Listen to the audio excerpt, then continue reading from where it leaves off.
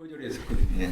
근데 이제 괜찮고 좀 또 간단한 게 저기에서 좋습니다 했는데 보니까 아니 내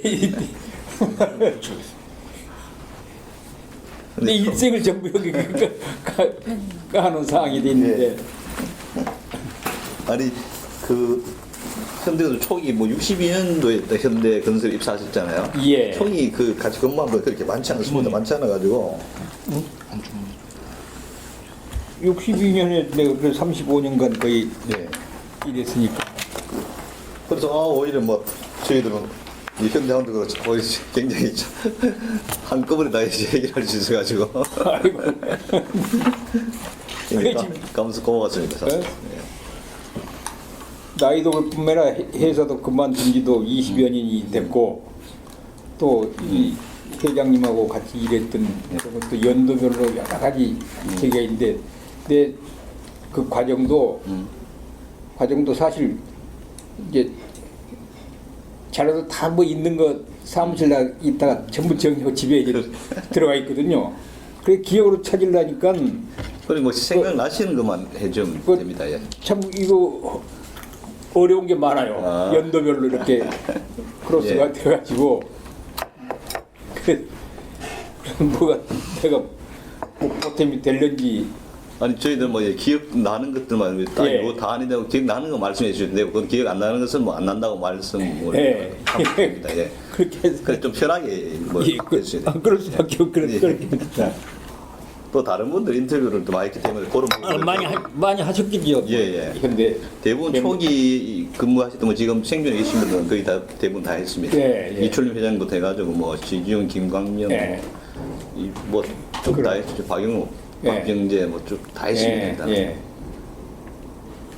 저희들도 이제 뭐 최순실 사장 그것도 명단이 있었는데 그거는 몸이 안 좋시다 그러고 또 그래가지고 예, 네, 그래요. 저희 계속 미루고 있는데 아, 예.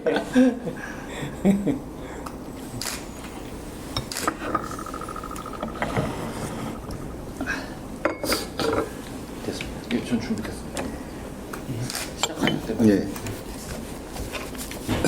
자, 시작해도 되겠습니까?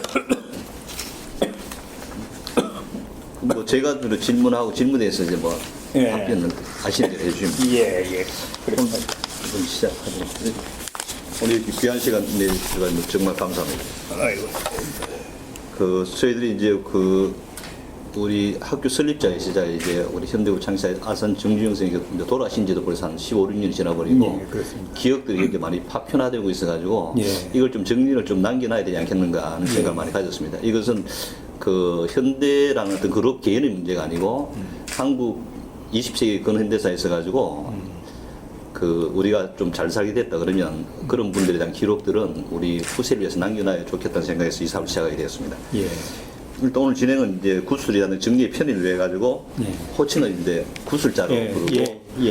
우리 창업자, 예. 그다음 저는 연담자 이런 식으로 용어를 정리하고 시작하도록 하겠습니다. 예. 일단 먼저 우리 구술자의 개인 생애를 간단히 좀 여쭙도록 하겠습니다. 예. 그 태어난 때와 고향, 가족 관계를 예. 좀 짧게 말씀해 주시기 바랍니다. 저 1936년도 네. 10월생인데요. 그 전라도 완도가 고향입니다. 아, 예. 완도 아실는지 모르겠는데 완도가 고향이고 국민학교를 거기서 마치고 광주 와서 중학교, 광주 서중학교를 예. 다니고 그러니까 그리고 이제 광주고등학교 그 서울 3대 들어가서 61년도에 이제 졸업을 하게 됐는데 그러니까 이 국민학교 3학년 때 해방이 됐고요. 네. 중학교 3학년 때 6.25 완항.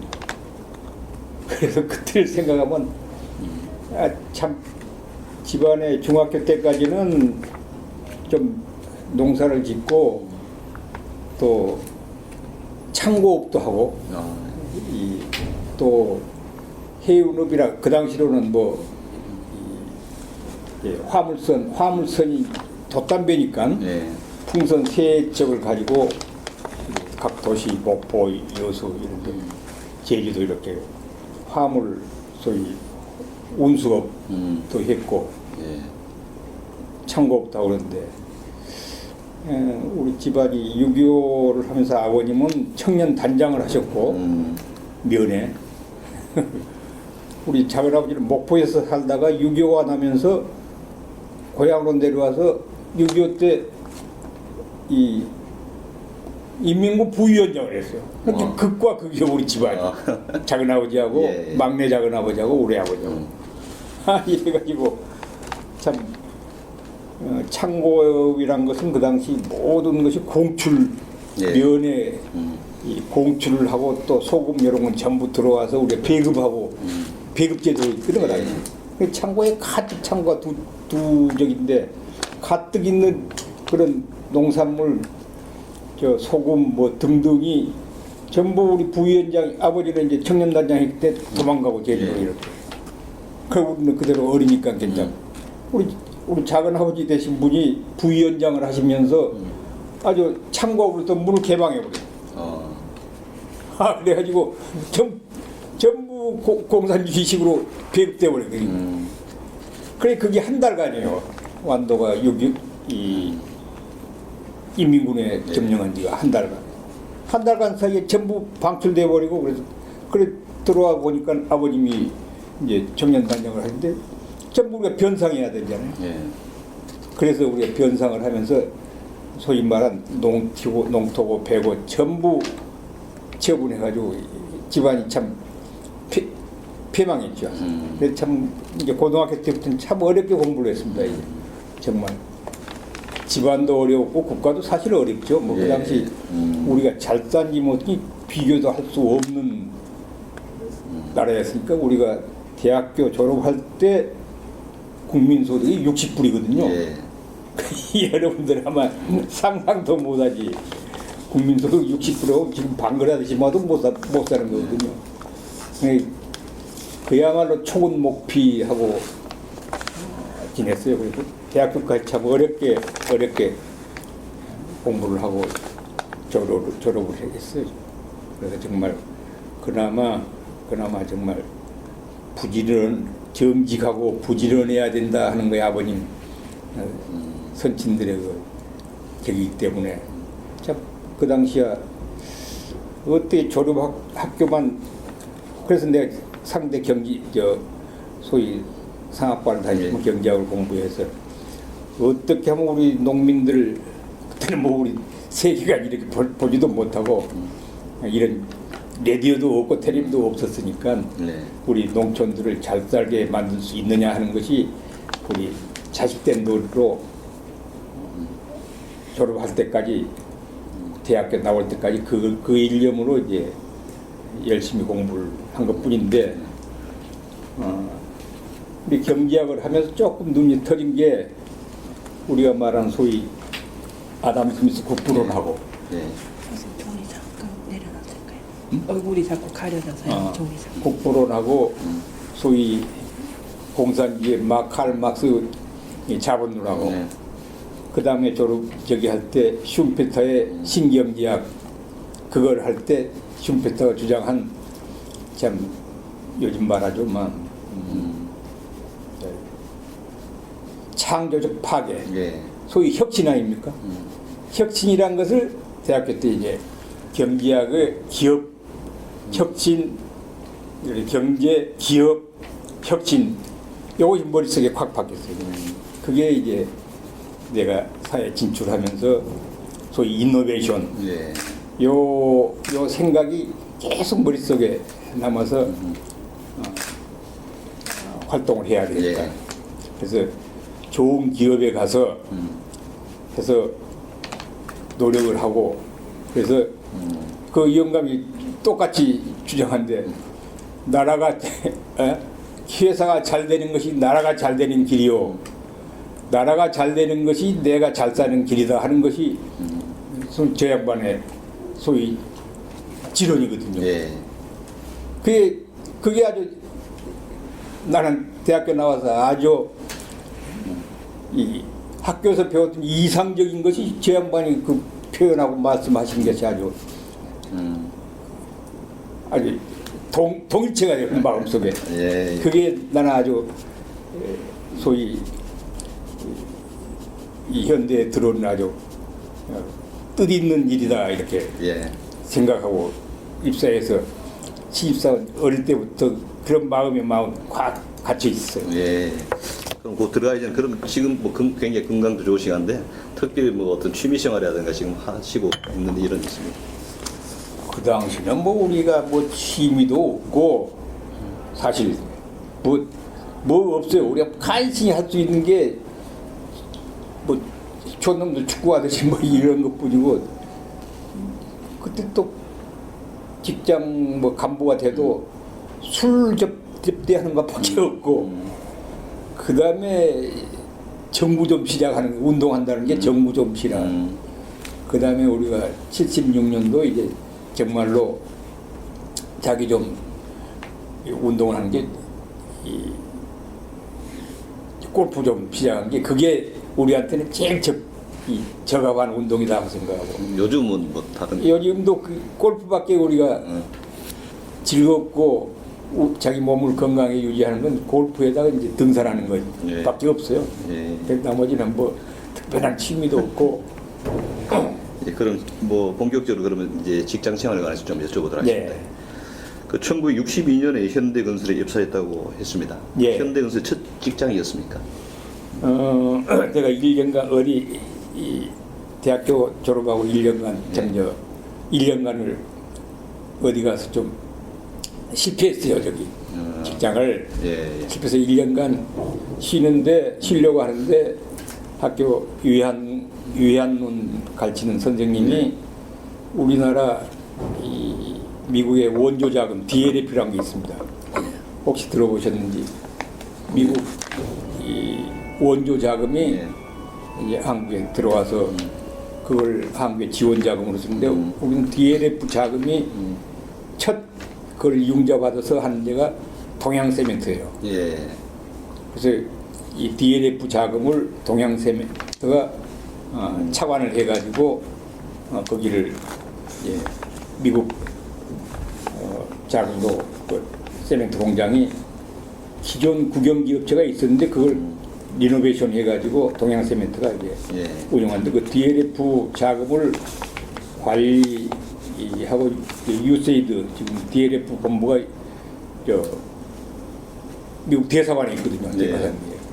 거기 차관 관계를 하는데 서울대학교 유해한론 선생님이 고의를 가서 네 실패를 했지만 내년에 다시 보고 거기 가서 한번 이 DLF 관계니까 배우기도 하고 또 협력 좀 하라고 그래서 거기 가서 1년간 있었어요. 예.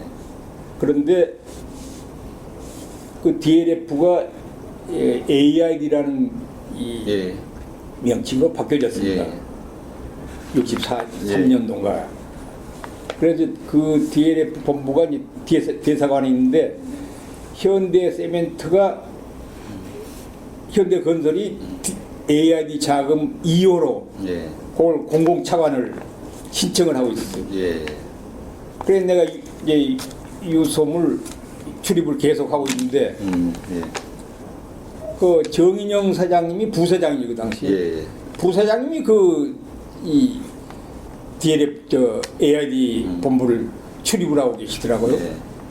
그래서 이제 인사만 할 정도로 저기 했는데 나는 이제 어리고 거기는 그래 세멘트가 건설업에 이제 현대건설이니까 예. 현대건설이 조그맣을 때입니다. 예.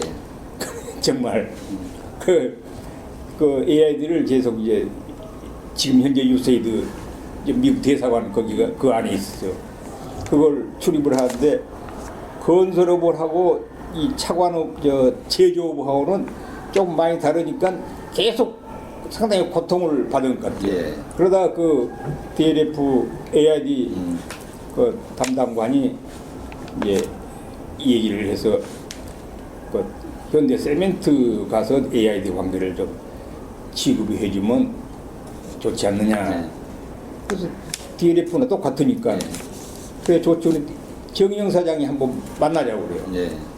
그래 62년도에 그래 이래한데 와서 좀 일을 좀 해달라. 건설업을 하는 데는 제조업 한 데가 좀 다르니까 제조업을 한 데 좀 배우고 정규 대학생이 그다음 건설업은 정규 이 상대 나온 사람이 별로 그렇게 없었어요. 그래서 이제 그 다음 해에 그 내가 실패했던 이제 한국은행입니다. 사실 한국은행 금융계로 들어가다가 이제 안 하고 말씀 중에 죄송합니다. 선생님 종이 소리가 녹음이 자꾸 돼가지고. 아 여기 네네네. 아 그래 내가 잘못했어요. 선생님 목소리가 종이 소리가 자꾸 섞여가지고 목소리만 좀. 아 그렇게 해서 정인영 사장님을 이제 부사장님이죠. 부산을 뵙고 했더니 우리는 건설업을 하고 있는데 제조업에서 1년간을 하고 있으니 우리 와서 세멘트를 좀 일을 좀 해달라. 그래 그 다음에 뭐 한국은행 간 것보다 이제 한국은행 가서 1년 한국은 어때 실력자들이 좋기 때문에 1년 저 앞서가려고 하는 건 거의 다 좋기 때문에 불가능해요. 불가능하다는 이제 선배들 얘기가 그래서 그런 노력까지면 여기 기업에 와서 그 노력을 여기다 바치면 내가 더 나도 좋고 기업도 좋고 좋겠다는 어린 나이지만 내 나름대로 결심을 하고 현대건설로 들어갔습니다. 그럼 일단은 현대건설로 오셨네요. 정식적으로 이제 온 그 건. 당시는 현대건설 세멘트 부입니다. 아, 현대건설 세멘트가 따로 있어요. 예. 현대건설 세멘트 부. 그렇게 현대건설이 어느 정도 규모냐 하면 이쪽에 지금 여러분 다 무교동에 동아일보 이쪽 건너편에 조그만 8층 건물이 있어요. 8층 건물이요. 지하는 다방이고 1층은 외부 여권가고 2, 3층은 삼양사고 4, 5층은 동양방직이고 5, 6, 7층이 현대건설이에요. 그렇게 규모가 그런 정도였을 때 8층은 우리 현대건설의 식당이고 직원 식당이고 그래 규모가 대충 비교하면 그렇게 알지 않겠어요? 그렇게 해서 현대건설이 이제 저긴데 그때 이제 세멘트 부 현대건설 세멘트 부 해가지고 단양 공장을 이제 착공해서 세멘트 공장이란 게 당시 좀 쌍용 뭐 다 있었지만 우리도 일찍 이 차관 저기에서 미국이 좀 느려 공영 소위 차관이기 때문에 딴 데는 상업 차관이고 그리고 우리는 좀 미국으로부터 통제를 많이 받는데 그래도 그게 세멘트 사업이 그 당시는 기간 산업입니다. 우리나라의 기간 산업이라고 해서 20만 톤이면 대통령이 와서 태풍고 그랬어요. 그렇게 세멘트를 전부 건설하려면 수입해서 썼는데 동양 세멘트 조그만 거 하나 가지고 이제 저기 했는데 수입해서 공사가 제대로 진행 안 될 때 그때 세멘트 산업이 이제 기간 산업을 우리나라 기초 산업이라고 해서 기간 산업 지정을 받아가지고 현대건설이 그걸 시작하고 세멘트 부로 시작했습니다. 그럼 이제 현대건설에 입사했을 당시 그 회사 분위기 좀 어떠했습니까? 그 당시는 건설업이란 건 사실 우리 이 정규 대학교는 현대건설 정도만 해도 그 건설업의 산업이라고 별로 생각하지 않았습니다. 죄송하지만. 그 당시에는. 그 당시는 관리기업체, 한전, 석탄공사, 예를 들면 기업도 몇 개 없을 때고, 은행도 몇 개 없을 때요. 조은행. 그러니까 현대건설은 별 건설업이란 자체가 잘 알려지지도 않고, 그리고 그 세멘트란 제조업을 하면서 현대건설이라는 것이 이제 부각되기 시작한 거예요. 사실은 조그만 게. 그럼 그때 이제 뭐 무교동 이제 현대건설 본사잖아요 그때는. 그때 이제 주로 그쪽을 출근했을 때 그때 분위기는 좀 어땠습니까? 이제 세멘트가 시작되면서 아직 건설업이란 건 저 군산 비행장, 군산 비행장 그거하고 수원 비행장 그리고 군산 화력발전소 그리고 이 영월 발전소 예. 요게 아마 내 기억으로는 현대건설이 하고 있는 주 공사고 또 그 건설업 중에서 제일 그 당시만 해도 제일 크게 한 기업이 그런 정도의 지금 공사를 하고 있었어요. 예. 그래서 그렇지만 지역비 대학 우리 대학 물론 이제 토목 이런 기계 이런 데서는 현대건설에서 발전소 주로 이제 발전소입니다. 그 당시는 현대건설이란 게. 예. 그래서 토목 기계 전기가 많이 들어오고 나머지 우리 정규 인문계통에서는 현대건설이라는 게 알려지지 않았다. 예. 그 당시를 보니까 이제 현대건설의 인력 채용 같은 경우는 이제 이 공채도 있고 이제 특채도 있는 그런 케이스였는데. 그당 기술자 기계 토목 전기 기계 이거 다 공채고 예. 특히 이제 내가 보면은 숫자도 많지는 않지만 예. 그러니까 내부 토목 지금 건설부란 게 내부 토목과가 있어요. 예. 토목 이게 이제 커서 이제 건설부가 된 건데 토목과에서 좀 은퇴하고 좀 한 사람들을 몇 번 채용 저기 하고 한국전력에서 좀 했던 사람들 발전소니까 스카우트가 자기가 왔든지 하여튼 그런 정도로 움직였지. 그리고 이제 공채 시험을 봤지만 시험으로 거의 이제 우리 상경계통은 시험으로 다 저기 채용됐죠. 그거 지금같이 숫자를 많이 하고 7, 8명 뭐 이런 정도 채용했지 대대적으로 하고 그런 건 없어요. 학교에다 붙여가지고 이제 건설은 누가 그렇게 보지도 않고 그랬던 게 있어요. 예. 그럼 그때 뭐 60에 같이 도는 동기분들은 어떤 분들? 내 동기는 없고. 없고 선배 한 분이 박영욱 사장이 연대에 나와서 선배 한 분 계시고. 그럼 일단 뭐 현대 입사해서 제일 먼저 배치받은 것이 근데 시멘트로 배치를 받으셨네요. 그렇죠. 이제 세멘트가 이거 단양이 세멘트인데 단양 세멘트 현대건설 프로젝트에서 제일 중요한 공사가 세멘트거든요. 예. 그 세멘트를 관장하는 소위 국세청이고 노동청이고 이게 현대건설을 관장하게 됐어요. 예. 그러니까 전부 그게 이 대전국세청, 대전노동청 여기 관장하게 됐어요. 그러니까 단양 공장이 소위 현대건설 주사업장이 되는 거예요. 주사업장. 그럼 그때 구슬장에서는 주로 자금 조달 이쪽으로 책임지셨나요? 이제 차관 업무를 계속하고 레포트가 할 건 많고 이제 공사 진행에 따라서 미국 저기가 자금이 들어오고 이 업무를 제가 이제 담당했죠. 예. 그럼 창업자의 첫 만남은 어떻게 이루어졌습니까? 이제 그렇게 해서 창업된 정인영 부사장님하고 이제 일을 했는데 그리고 이제 우리 경리관리계통은 정인영 사장 밑에 정순영 전무가 계셨다. 전무가. 그리고 정인영이 부사장이고 정인영 창업자는 이제 사장이고 회장직도 없었으니까.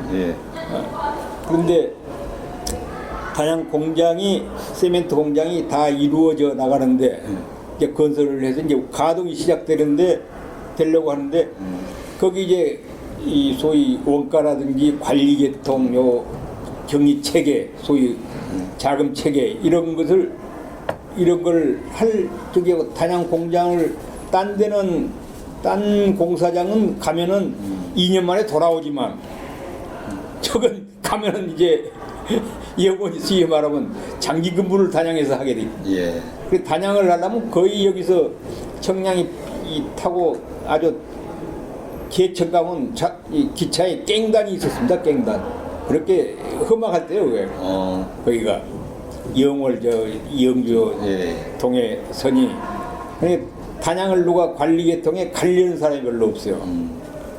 근데 내가 이제 좀 죄송합니다. 내가 결혼을 해가지고 좀 어렵게 저기에서 집도 없고 그때는 새방살이 예. 정말 새방으로 이렇게 해서 했는데 단양 가면은 사택이 있거든요. 예.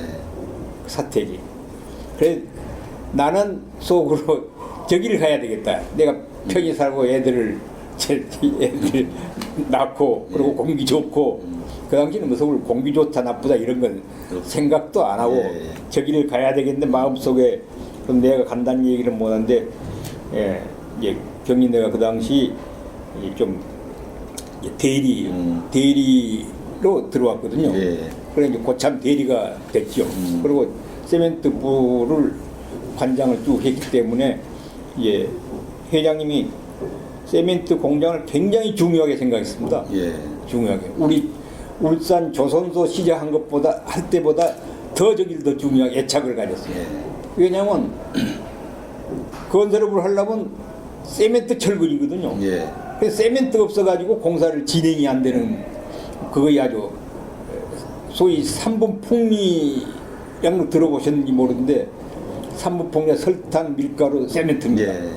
그래서 이제 밀가루, 설탕은 삼성에서 소위 관장하고 있고 세멘트는 없어가지고 수입해서 쓰는데 공사가 진행이 안 되죠. 그러니까 생산이 시작되니까 굉장히 중요하게 생각하고 매주 저기를 가신 거예요. 매주. 울산 다니시는 것보다 더 자주 이 더일 다니시는데 저 이제 소위 관리 체계가 이제 시작돼야 되잖아요. 공사가 아니라 이제 네. 운영이 시작되니까 이제 한 불러서 어이 채들이 저기 가서 그 관장하고 한번 시작 좀 해봐. 그래 이 양반이 이제 부르시더라고요. 그래서 2년만 있다가 안 가려고 한 줄가 2년만 있다가 내가 오로라 할게 가 2년만 있어. 그래서 나 이제 내려가서 관리과장으로 내려갔어요. 예. 그러니까 관리과장이 이제 그 밑에 계니까 전부 자재계, 총무계, 계 단위로 이렇게 움직이고 예.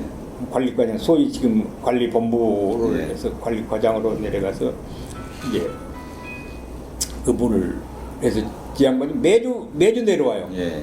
매주 거기 단양세멘트. 예. 그리고 이제 거기가 주사업장이 되니까 거기다 이제 교회도 좋게 짓고 사택도 좋고 영빈관도 거기 이제 좋고 왜냐하면 차관 업무에 이제 미국 기술자도 많이 와 있었거든요.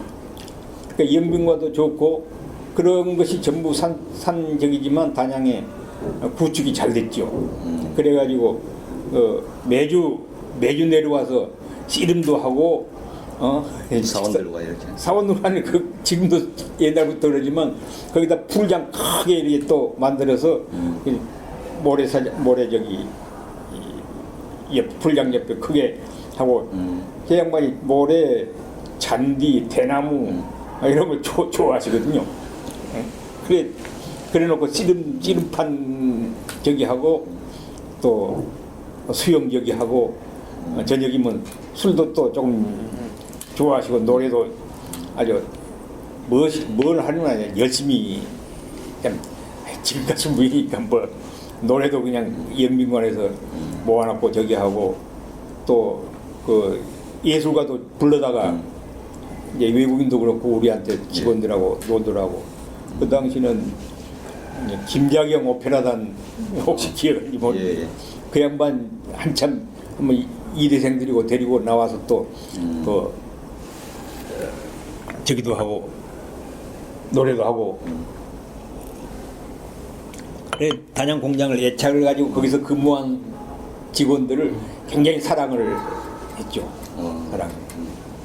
그래서 그 양반하고 저기서 이제 2년 3년이 돼도 그대로 이제 나도 좋고 올라갈 생각도 없고 나는 애가 이제 거기서 막내 아들 셋인데 막내를 거기서 낳았어요. 예. 거기서 나가지고 뭐 이제 사택이 제일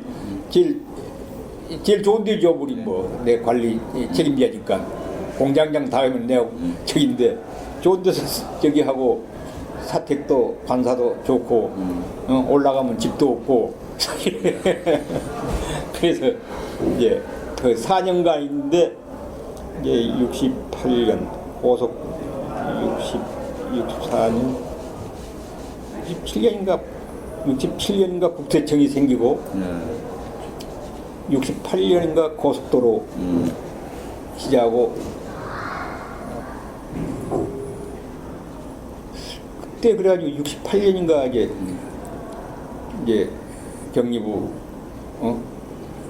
저 차장으로 올라와서 이제 또 이쪽에 건설 경리부 일을 보라고 그러고요. 그 경리부 세멘트부는 이제 시멘트 공장으로 저기 하고 떨어져 나갔으니까 경리부 저기에서 관장하고 있는데 그 당시는 68년인가 67년인가 국세청이 생겨가지고 국세청 총 수입 징수 목표가 700억입니다. 700억. 그 단위가 700억인데 우리 이 경부 고속도로가 이 대통령한테 건설부 장관이 보고하기를 800억인가 처음에 불입분에 800억 고속도로를 하는데 800억 들어간다는데 1년 예산을 내국세 총 수입보다 더 많으니까 대통령이 놀래가지고 이제 정기영 현대건설이 태국 공사를 정상적인 고속도로를 하고 있는데 그걸 한번 불러봐라 이래가지고 이제 대양반이 청와대 들어가서 브리핑실에 장관들 다 있고 뭐 한데 쭉 설명을 하고 이러이러한데 이제 이 컨디션이 경부 고속도로를 하는데 컨디션이 이런 조건인데 이게 얼마만 하겠느냐니까 최양반이 이제 덜컥 이제 모르지만 모르죠. 400억, 450억인가 이렇게 말씀하셨다고? 안 어렵습니다. 어? 예. 그러니까 뭐 아주 박 대통령은 만세부를 하죠. 고속도로는 해야 되겠는데 돈은 없고 차관도 그렇지만 우선 내국세 1년치를 넘어가는 고속도로 예산이기 때문에 그래 아마 그 이후로 바로 그 당시 주원 건설부 장관이 그 양반 사퇴했잖아요. 그래서 저 양반하고 이제 아마 영감님하고 헬리콥터를 타고 쭉 그 노선을 따라서 고속도로를 한번 시찰을 해가지고 이제 터널이 어떻고 대충 그런 거죠. 터널은 어느 산은 얼마고 다리는 얼마고 이러니까 이제 예산을 주먹국으로 해가지고 이제 450억인가 이렇게. 그래 딱 1억씩이죠. 440몇 킬로거든요. 예. 내 기억에 킬로미터 당이. 딱 그렇게 해서 아주 대통령이 만세 부르고 이제 그때부터는 이제 저 회장님하고 아주 가까이 된 거야. 예. 그럼 이제 그때는 경리 담당이라. 그래 이제 경리로 들어가서 이제 이 직인데 주로 세무 관계요. 경리란 게 왜냐면 건설업은 참 경리가 좀 저기에서 이 국세청이 700억 목표를 달성은 못해요. 그러니까 각 기업을 돌아다니면 국세청장이 기업으로부터 가부를 해나가는 거예요. 오히려 일찍 내년도에 낼 것을 미리 좀 당겨서 세금 납부를 좀 해달라 해요. 이런 적이니까 철저하게 격리를 하지 않으면 조사도 힘들고 또 건설업은 나쁘게 인식돼 가지고 털면 전부 세금이다. 이렇게 생각하니까 철저한 격리 방어 태세를 하지 않으면은 안 되죠, 사실은. 그래서 격리로 이제 하는 걸로 하여튼 올라와서 그 격리 맡으라고 해가지고 올라왔죠. 그럼 이제 예를 들어 경비 담당이니까 직접 이제 자금을 이렇게 그 융통을 해야 되는데 만약 800억짜리 공사 450억에 할 수 있다 그러면 그게 이제 실무자로서 그게 이제 현실적으로 가능하다고 느꼈습니까 그때? 아니 450, 경부고속도로 450억으로 공사를 할 수 있다. 그건 전혀 개념은 없는. 그 당시에는 모르고 우리로서는 이제 모르고 그걸로 해서 토목에서 토목 이제 기술자들이 저 그 앞에 조그만 저 호텔이 있는데 그걸 예 소위 예산을 이제 소위 예산 작성을 해야 될 거 아니에요. 예, 예. 예산 작성을 뭐 밤낮 없이 하여튼 거기서 아주 특근을 해가지고 예산을 작성하고 있습니다. 그래서 거의 이제 하여튼 그 수준으로 된 거고, 그리고 이제 태국에서 소장 불러가지고 보니까 이러한 컨디션의 고속도로라고 하니까 사실상 고속도로 아니다 그거예요. 왜냐하면 밑에 다지고 또 깔고 또 골재 깔고 뭐 하고 이렇게 해서 태국 국제 규격에 소위 좀 미달한 상태로 해 가지고 고속도로가 조금 나쁘더라도 자꾸 오버레이 하는 것이 돈 없는 우리나라에서는 저기 완벽한 고속도로를 하려면 모르겠어요. 이제 참 600억, 700억이 드니 모르지만 그런 선으로 해가지고 오버레이 해 나간 것이 한국 경제에 맞는 거다 하고 회장님 판단하는 거예요. 네. 그럼 어떤 태국 고속도로 공사는 국제규에 맞게끔 해가지고 그렇죠. 끝난 거고. 국제 입찰이니까. 그렇죠. 그래서 여기는 이제 그런 대충 계속 좀 이제 아마 이제 그 후에 들은 얘기죠. 예. 그런 상태로 골재도 그런 도를 타는 거 한국에서도 구하기도 예. 어렵고 예. 거기에 다 맞춰서 하는 것도 좀 저기고 그래서 저기 하면서 오버레이 한다. 예. 그래서 이제 후에 우리가 들어보면은 경부고속도로가 2년 3년 후에 오버레이를 많이 한 번 더 깔고 그랬거든요. 예. 그런데 이제 들은 얘기지만 그 당시는 우리나라 추력이 6톤짜리입니다. 예. 6톤. 6톤이 제일 큰 거 추력인데 거기 고속도로를 하는 것은 20톤 철광 이런 싣고 포스코에서 이거 들고 다닐 때만 해도 10톤, 20톤이 추력이 다녀야 돼요. 그래 그런 속도하고 저기에서 고속도로가 그렇게 했다 하더라도 좀 보수랄까 보강을 해야 될 저희가 중간중간에 많아진 거죠. 예. 그럼 그 당시 이제 경리 담당이시니까 예. 결론적으로 경부고속도로 공사에서 현대건설은 그냥 흑자를 받는지 적자를 받는지. 그걸 뭐 적자도 아니고 거의 맞춰간 걸로 나는 기억됩니다. 공사지. 뭐 경부고속 공사에 대해 가지고 이제 창업자께서 이제 한번 뭐 거기에 대한 본인 신념이라든가 특별히 뭐 잘해야겠다는 그런 뭐 의지 같은 피력한 점 많습니까? 경부고속도로 예예.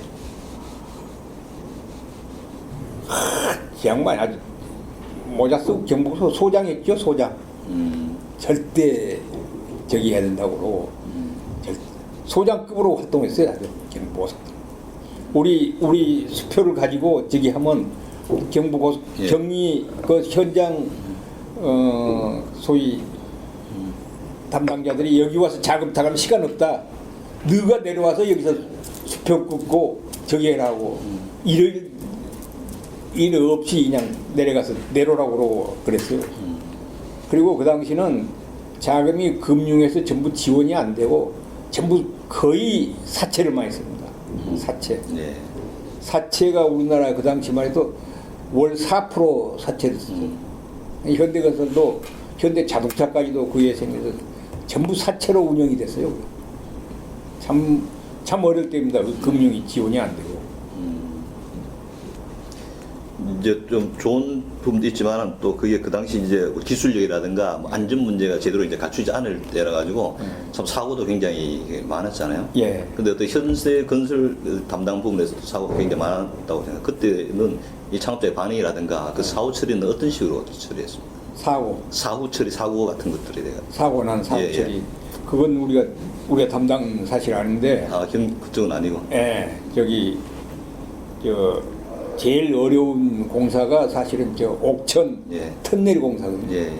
거기서 사람이 좀 많이 희생당했죠. 그쪽은 담당이 아니실 거예요. 예, 그런 사고 관계는 내가 우리 부서에 담당한 건 아니었으니까. 그리고 기록을 보니까 1973년도에 또 현대 경리 담당 이사로 승진하셨는데 예. 이제 그때는 주로 이제 어떤 일을 담당하셨습니까? 그 일을 71년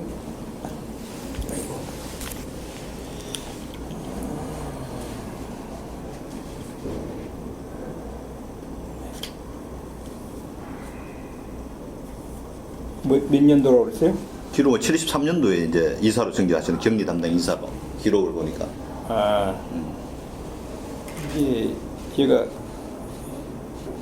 60 이제 격리부 아까 올라와서 예. 69년도에 세멘트 부를 예.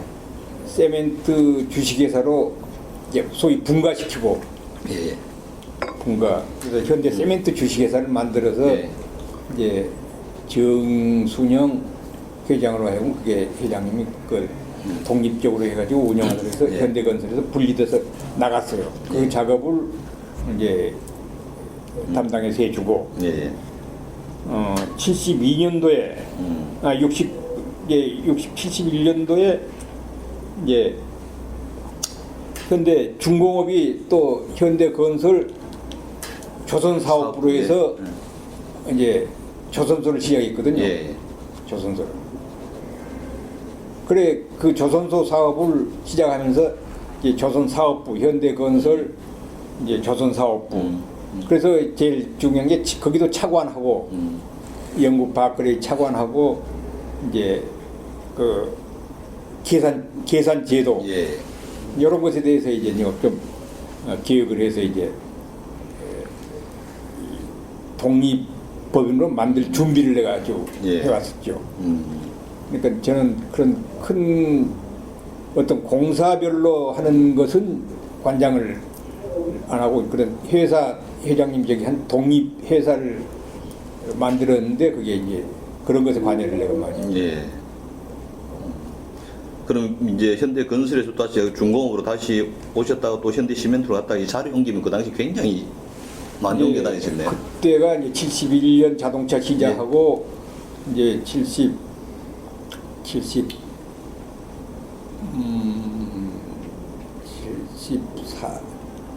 73년 중공 72년 중공업 시작하고 그리고 주베일 공사가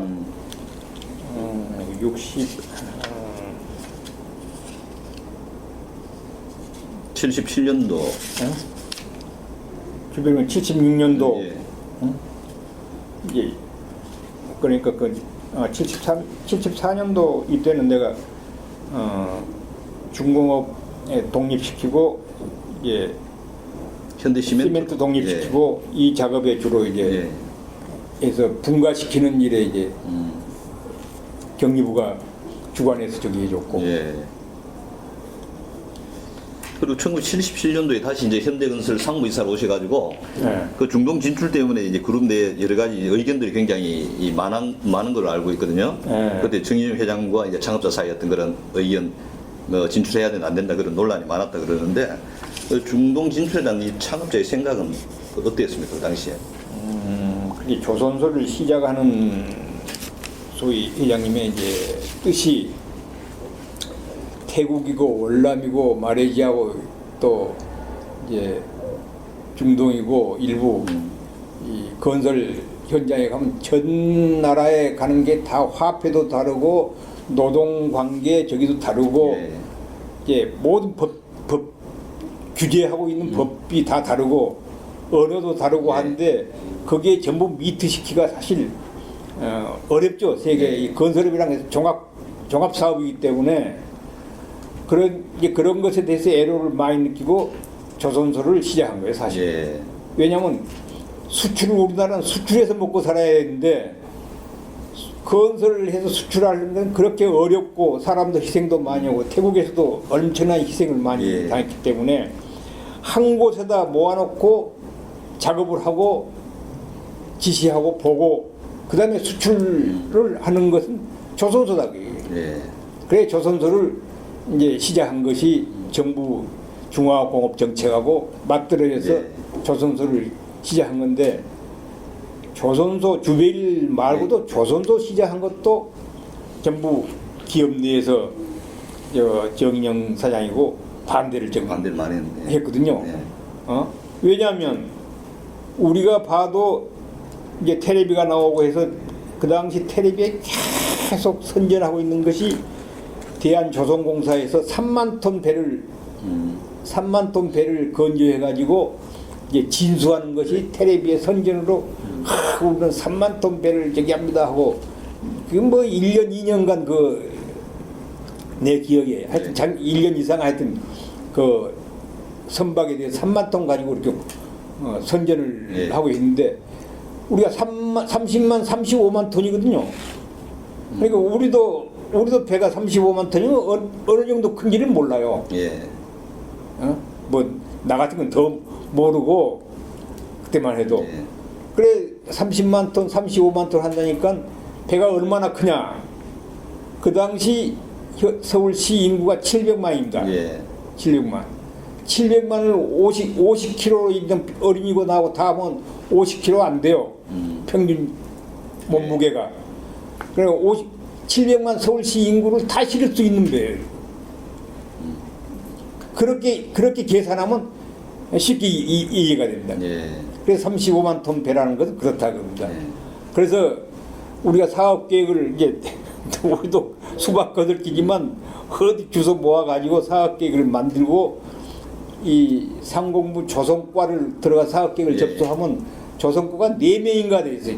예. 직원이 4인가 5인가 되는데 접수가 못해요.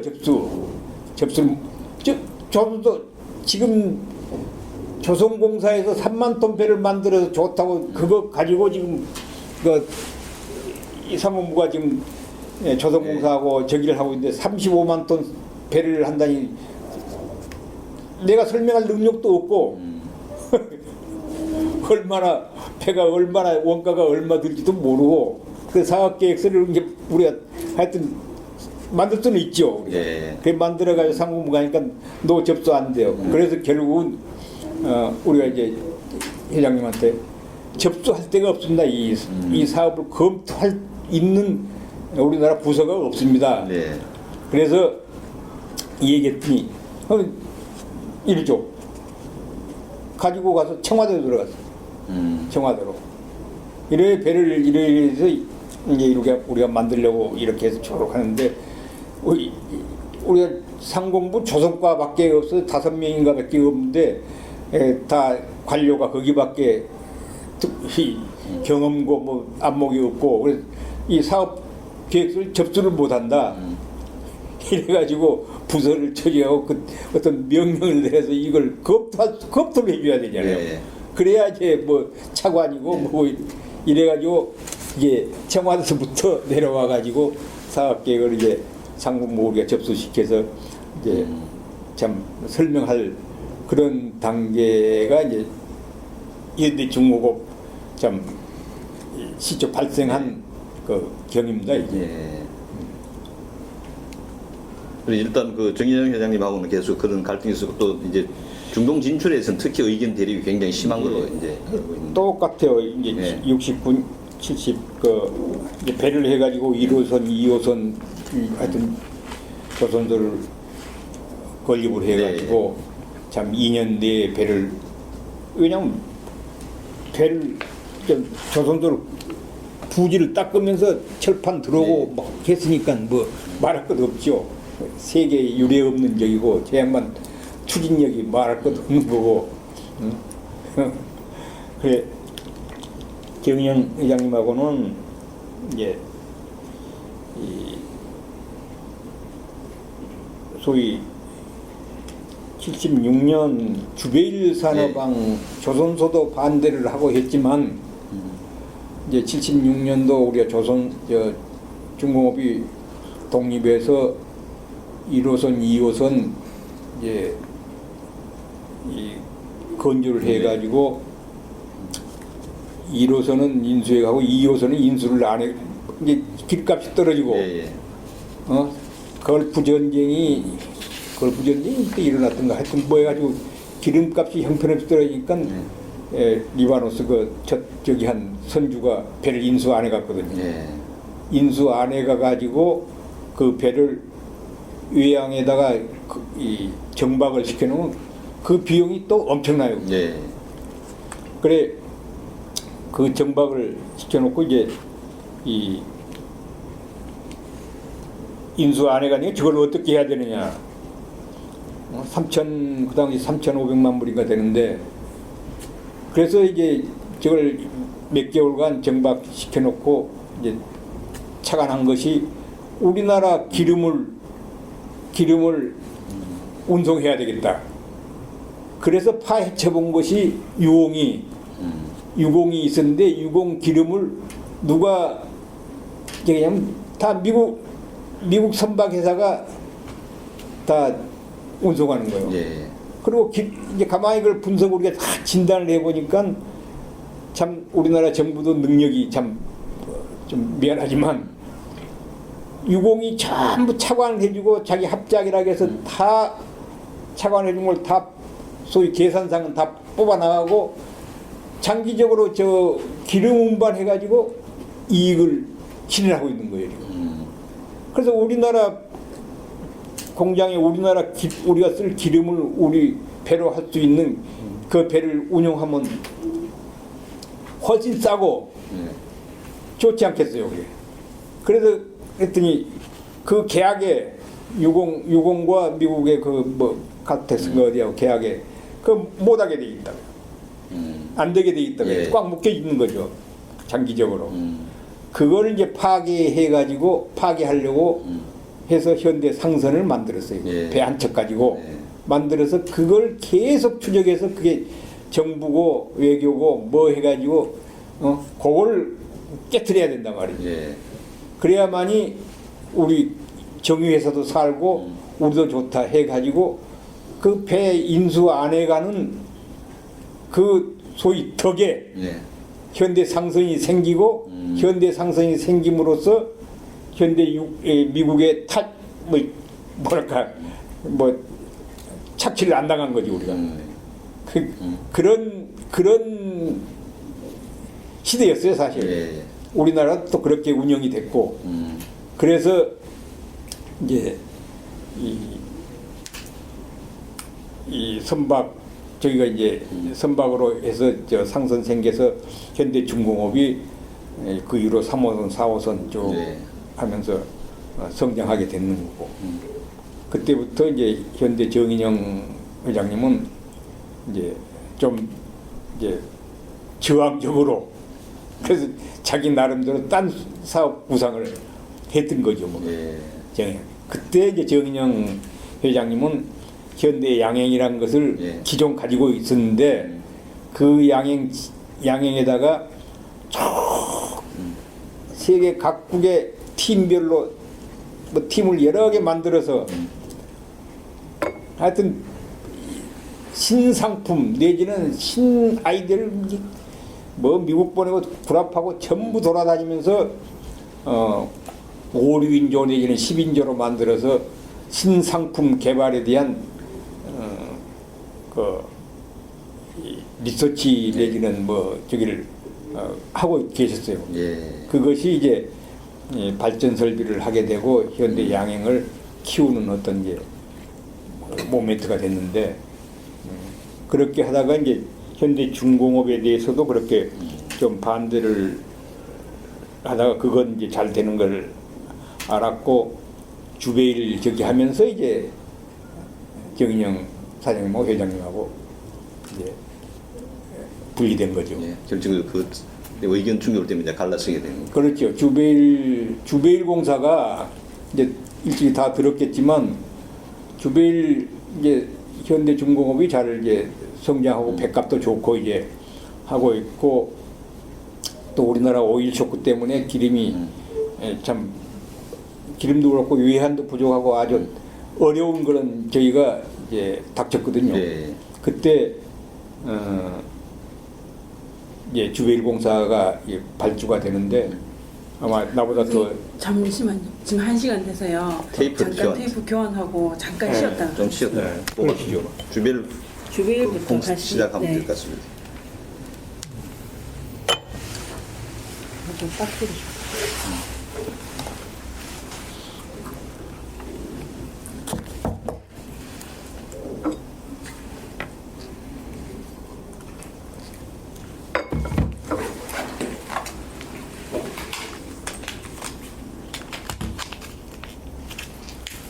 물 좀 더 가져오라 그럴까?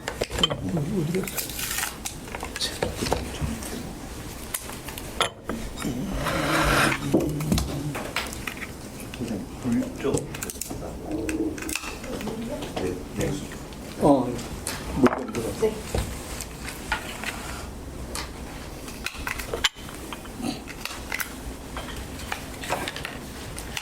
커피. 아니. 그리고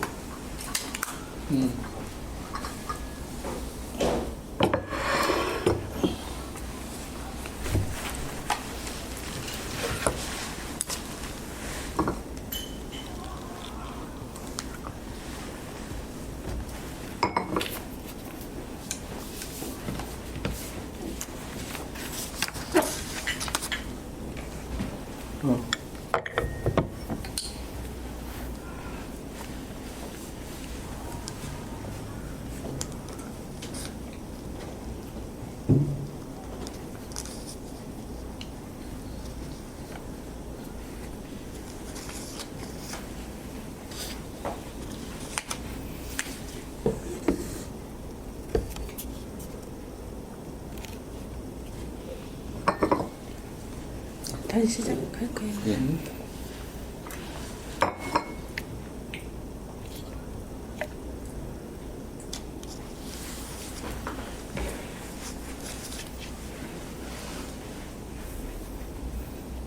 시작할까요? 예, 그럼 주벨 산업화 공사부터 좀 다시 말씀 좀 부탁드리겠습니다. 네.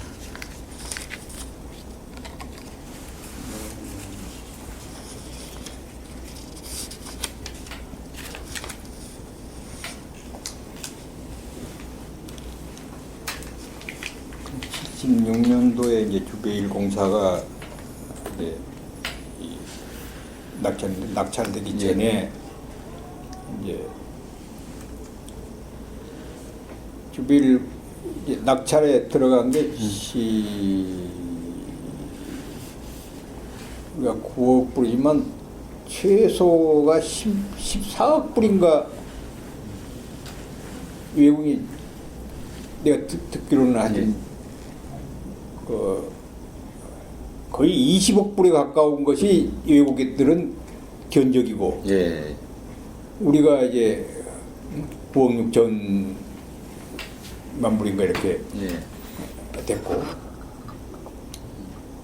그러니까 정부에서 전부 이렇게 이 입찰 가격을 세계 그 주베일 항의 입찰 가격을 비교해 가지고 외하는 행위고 근데 우리가 계약하려면 보증금을 내야 되거든요. 네.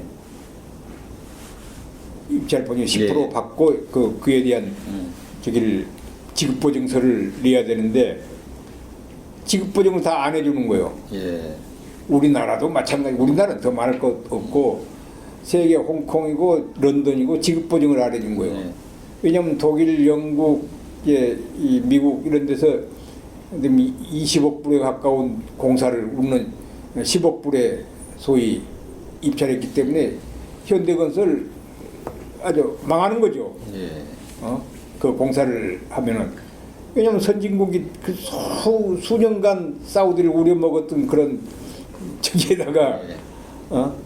그 예산을 20억 불을 다 아람코가 저기 했는데 우리는 10억 불 전에 입찰을 했다면 누가 숫자로 믿어지겠어요? 그 방대한 것을 아까 조선소 35만 톤 그 평가를 못 하듯이 저게 12km 그 방대한 공사를 누가 평가를 한다는 것도 그 사이 뭐 불가능은 아니지 뭐 어려운 거죠. 예.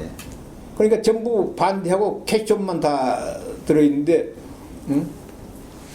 연간 뭐 이제 추진하고 오는 지급 보증을 은행에서 발급받기 위해서 런던, 홍콩 사방에 하여튼 뛰어다니고 우리 경리 개통 재정 담당들은 그래서 결국은 이제 홍콩에서 저기 하고 런던하고 이렇게 해가지고 지급 보증을 뛰었지만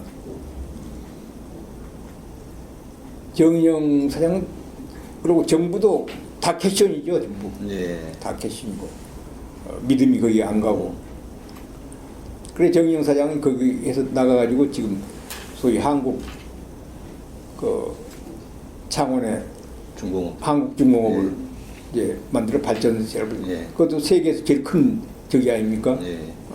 그걸 착안해 가지고 그 사업을 별도로 나가서 그걸 시작하셨고 오늘 산업항에 이제 전 저기를 전력을 투구하고 있는데 아마 저것이 이제 내가 74년도 올라와서 저건 사우디에 이 세무 신고를 하도록 돼 있거든요. 예. 그래 예산을 전부 해보니까 이제 기술자들이 전부 해보니까 한 5억 불이면 되는 거예요. 5억 불. 예. 공사가 회장님 말씀이지. 왜 그러냐? 거기에 필요한 모든 철 구조물을 그것을 중공업에서 제작을 해가지고 예.